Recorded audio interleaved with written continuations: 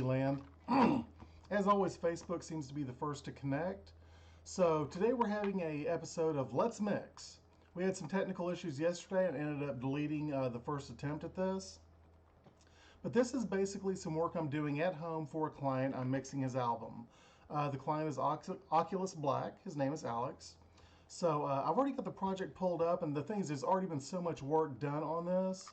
But I am going to work on song 3 of his album, and I'll kind of give you some of my logic as we go as to why I do what I do. Now, like I said, a lot of these files.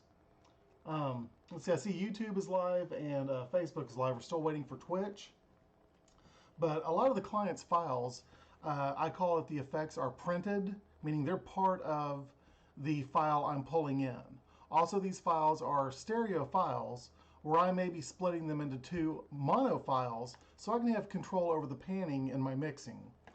And we're going to go through some of my logic behind why I do what I do in the mixing process. But like I said, it won't be as in-depth as I would like because a lot of the stuff is already done. I'm basically working from a template, as you can see here. I'm going to go ahead and move my face out of the way. And we're working with, we're working with Presonus Studio 1 version 4. And that should enable you to see most of what's going on. So he has the kick and snare on the same file. So I'm going to navigate over here into my file inspector. And we will go to Files, sure. It's going to be in my Dropbox, Oculus Black folder. And we'll go ahead and close that Becoming. We'll go to Unseeing Eyes. Now we're going to be splitting up the toms. That's a stereo file, but we're going to put those into 2 mono files. So we're just going to start building a house here. We're going to pull in drums.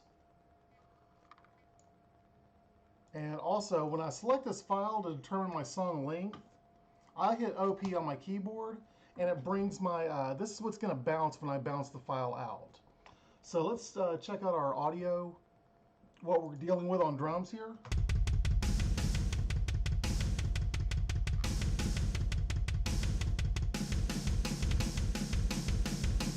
As you can tell, there's some reverb on the snare that's printed. So I wouldn't be adding reverb to the snare or compression as I normally would. You can also tell that the file is fairly well compressed. And you're nowhere near redlining. This customer does a very good job of bringing his files to me. As I say, I do very little work on these files. But we got the kick and snare there. Now we're going to go over here to our file inspector to the right. And we're going to take these toms for Unseeing Eyes. And we're going to right click. And we're going to split those to mono files. And it happens pretty fast. So we'll have toms left and toms right. Fair enough. So here's toms left. And we'll go ahead and get toms right. Now, something I can tell you is that when I bring in the cymbals, I don't have them in the same subgroup and the same compressor, so to speak. They're just flying free. They're going directly out to my main out. The cymbals, because typically when I'm miking a full drum set, I like the cymbals to almost act like a side chain to the compressor, meaning that I'm not compressing those cymbals because it'll get it a real brassy blah. You know, I want the cymbals to go psh. You know, I want them to be big and pretty and bright and clean. So typically the kick, snare, and the toms, I typically have those in a subgroup by themselves, which, as you can tell here in this drum subgroup, I like to run a Waves Multimax, which is basically like a multi-band compressor. So I can show you here when I run the drums together as a group. And see, I don't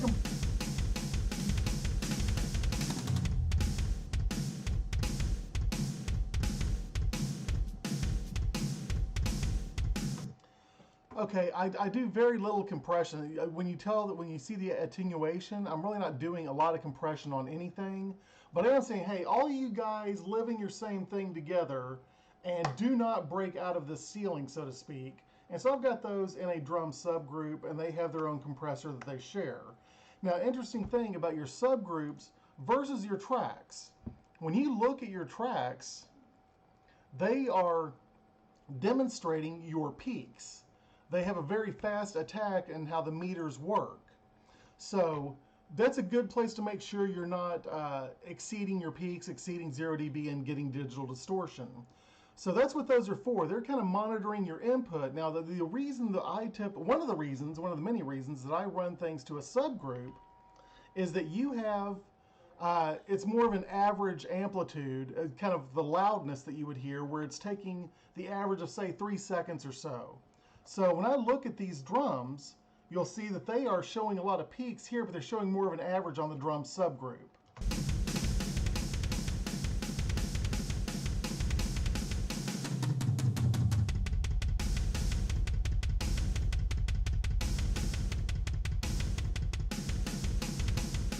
So they're all working nice and pretty. Now let's go ahead and pull in the cymbals and we'll hear them all together. We are going to put the cymbals into 2 mono files. So we'll split to mono files. And so we're definitely going to have cymbals left, cymbals right. Fair enough. Cymbals left, cymbals right. Now we'll hear them all together.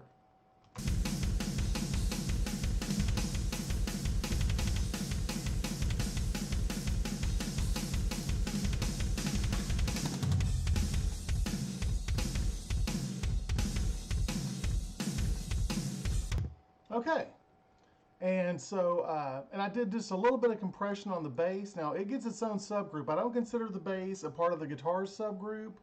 It's just a radically different EQ vibe on a bass guitar. And it's really occupying a different space than, say, your kick drum would occupy. We can have long debates on where a kick drum should be. If I had a kick drum by itself, typically I'm doing a low shelf. From say maybe 50 on back, maybe even 100 on back. I get it till I get the oof of the kick. Oof, oof, oof. That's a technical term. So when we look here at the bass, let's go ahead and get this bass pulled in just for fun. Bass wet. It's a wet bass. Ew, it's all wet and moist. There we go.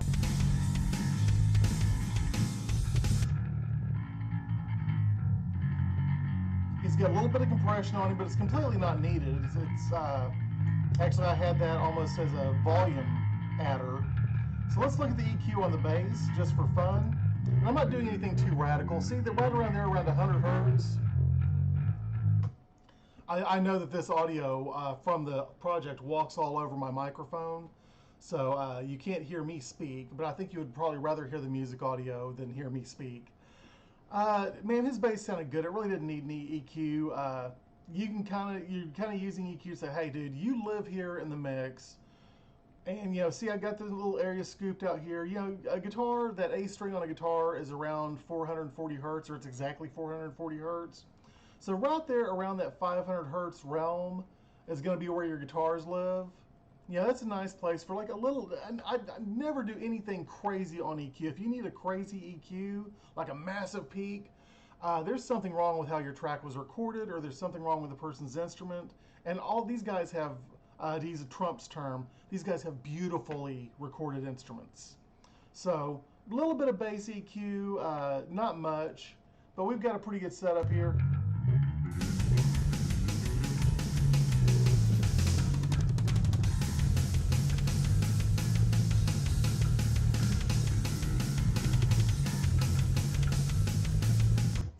Okay, let's go ahead and pull these guitars in. Now he has, it looks to be an Explorer and a Stratocaster. And see, he actually has some dynamic range on his guitars, which is beautiful. Now I do have them in a subgroup together, and I do have a guitar compressor that when you squish those guitars, it'll bring those mids out. And but then again, I never squish anything a whole lot. I really don't think these guys need much processing at all. Everything's a very light touch. Man, if I served you some spaghetti and just put a shit ton of sauce on it and then put a shit ton of salt on it, you would never taste the pasta. So I want to be as light-handed as possible. I mean, unless something radical's happening. So these guitars are running to their own subgroup, and we'll go ahead and put them in the rhythm guitar subgroup here, and I'll show you what we got here.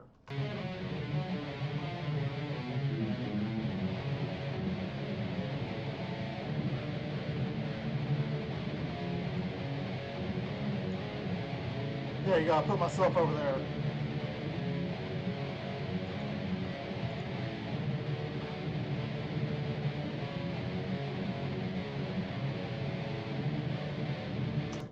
There you go. I'm using Waves Renaissance X Stereo, and I used to just use a standard compressor. Read an article from Sterling Winfield on the Waves plugins he uses. It's available on the Waves website. And so I adopted some of Sterling's stuff. The guy that produced Pantera, yeah, I'll listen to that guy. There's a lot of good engineers in DFW. Alex Gurr, Sterling Winfield, Bart Rose. There's a guy named Russell Holler. I like his work a lot. So there's lots of good engineers to choose from. I don't want to have some egomaniac thing saying, you should always bring all your audio work to me. Now, of course, I would like you to do that. I like to work. I like to make money. But just find an engineer you like, and I would say we're all technically competent. Find somebody you like working with. Find somebody you like their personality would be my recommendation. Find someone that's attentive to your needs and does what you need them to do. And I do my best to do that kind of thing. So anyway, we got everything. We got the foundation here.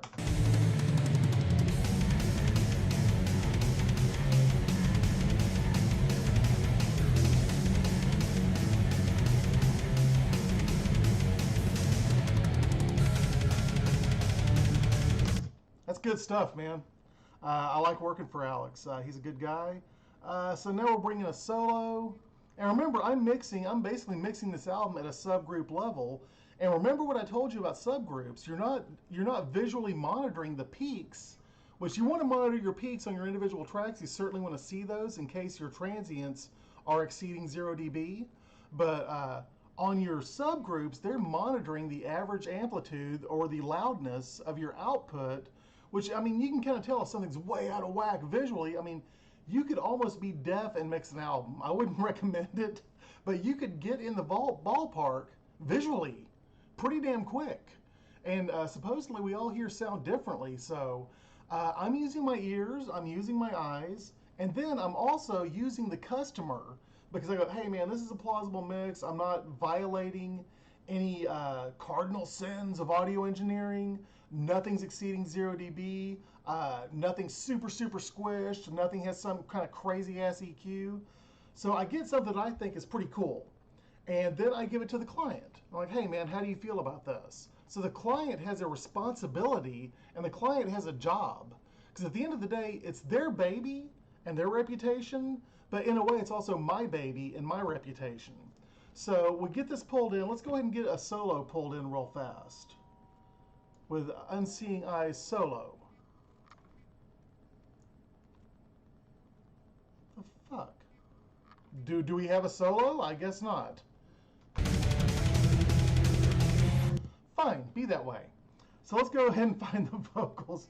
Let's see if I'm missing anything. We got bass, we got cymbals, we got drums, we got Explorer, we got Strat, we got solo. I may ask the customer about that. I'm going to submit this mix. Let's go ahead and pull his vocals in, because that is bothering me. There's his vocals. Now see, I feel like, you see this big gap in the vocals here? Don't we feel like there should be a solo here?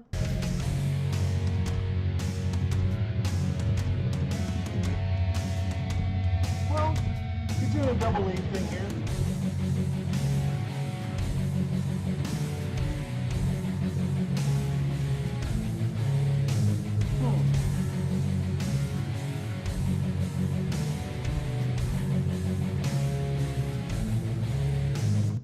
I like that, but I really feel like there should be a solo there, don't you? I mean, there's a solo track with no love on it. So as I said, I'll ask the client about that, obviously, because if you see something, say something. But let's check his vocals in the mix. First of all, keep the dumb, keep the blind, and keep yourself idolized. Blind seeing eyes, motives in disguise. Now here's the thing, this is another of those things where I say the client has effects printed on his track. So he sent me something that already has sauce on it. I'm going to be highly unlikely to drop more sauce on it. You know, I had an analogy yesterday. If somebody hands me some pasta with some Alfredo on it, the last thing I'm going to do is go dump a bunch of ragu on top of it. Maybe doing that would taste good, but more than likely you're just overdoing something and overkill. And Alex and Ben have a really good ear. The tracks they submit to me, I'm doing very little work to, and I almost think that's the service I provide, is by not putting too much sauce or crazy shit on their tracks, and I give them a competent mix, that everything comes out well. So let's take this out of solo, and so I've kind of given you my logic behind what I'm doing here in terms of panning, in terms of EQ. So when we go to look at the main out here, there's this a friend of mine, Travis Wills. He sings for Infidel Rising, really talented guy. He's done guest appearances on Alex and Ben's albums. He's done appearances on my albums with Gibson Cemetery. Excellent singer, just an all-around great guy. But he introduced me to this invisible limiter that, man, it's exactly what it says it is. It will keep you from exceeding 0 dB, which we've already done pretty well on that with the subgroups, managing our subgroups. But when you look at this, it is limiting, but it's not being obnoxious about it. See, I'm using an obnoxious limiter on that drum subgroup with that Waves Multimax. But on the on my master out, I don't want to do anything obnoxious there. Gibson Cemetery's album, Perpetrators of the Cool Thing, that is a loud fucking album. And it's running a Waves Multimax on the main out. And I've really kind of pulled back a little bit because not everyone's doing insane headbanging heavy metal. They may have more of a subtlety to their music. Gibson Cemetery, man, it worked for that album. That album is loud, obnoxious. It's everything it was meant to be. When I talked to the mastering engineer at Abbey Road, that was my bucket list. I got to go to Abbey Road to have the engineer. His name was Sean McGee. He had done the remaster of Iron Maiden and done the remaster of Gary Moore. And he said he was happy with the album. There was no changes that he wanted to make. But he did mention that it was a loud album. And like I said, I feel like that Waves Multimax can be an obnoxious compressor or an obnoxious limiter. So here we have an invisible limiter, which I like. Perception drifts from reality. Prophets preaching death.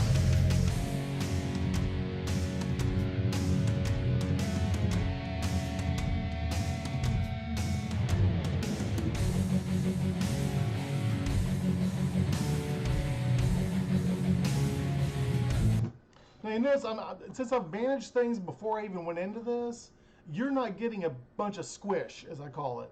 If you squish the shit out of something, you'll be able to tell. You will have an obnoxious limiter, as I say. So anyway, I just wanted to mention that I'm enjoying this invisible limiter that Travis introduced me to. Like I said, I wanted something that would not be obnoxious. So I think we've got something plausible here. I certainly have there was not a backing guitar track, there was not a keyboard track, there wasn't any other weirdness, but I'm certainly going to ask the customer about this solo wet track. Is that intentionally left blank, or do we need to get that pulled in? So, I've covered it. I'm going to go ahead and bounce this out. Sorry, I'm going to go ahead and bounce this out. Now, for those of you that are unfamiliar with Studio One, make sure you've got your blue line so you can pick one of your tracks and just hit OP as a keyboard shortcut, and that will bounce out specifically the track. And the customer may come back with feedback saying he wants a fade out. Let's see how it ends. Perception drifts from reality. Prophets preaching death.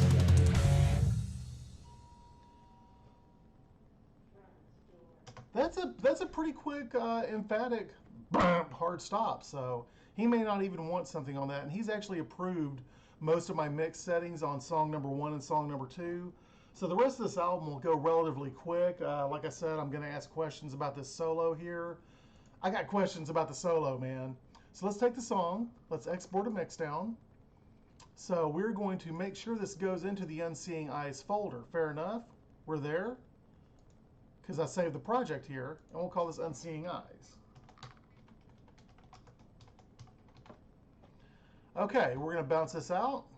And then we'll email the customer and say, hey, buddy, how do you feel about this? Furthermore, should there be a solo here?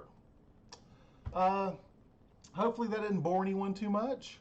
Hopefully it was instructive, or I hope it was fun. I know I got a couple of audio engineering nerds that jump right in here with me. One of them is somewhat of a mentor to me. There's a guy named Romeo Rondo.